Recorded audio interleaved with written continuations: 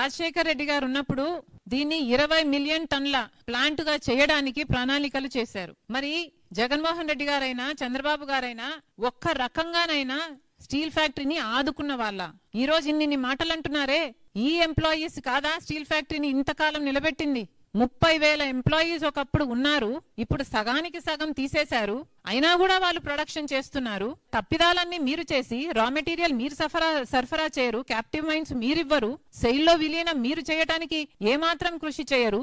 మొన్న captive mines ఇవ్వడానికి మిట్టల్ పక్కన స్టీల్ ఫ్యాక్టరీ ఉంటే ఆ మిట్టల్ స్టీల్ ఫ్యాక్టరీకి క్యాప్టివ్ మైన్స్ ఇవ్వడానికి తెలుగుదేశం పార్టీ ఎంపీలు అందరూ వెళ్లి మినిస్టర్ ని కలిసారే. మరి స్టీల్ ఫ్యాక్టరీకి అడగాలని మీకు అనిపించలేదా? సో మీ బాధ్యతగా మీరు చేయాల్సింది ఏ పని చేయరు, పైగా ఇప్పుడు నింద ఎంప్లాయీస్ మీద పెడతారా? ఇది చాలా చాలా దారుణం. ముమ్మాటికి వైజాగ్ స్టీల్ వైట్ ఎలిఫెంట్ కానే కాదు, కేవలం ఇది అదానికి ఇవ్వాలి.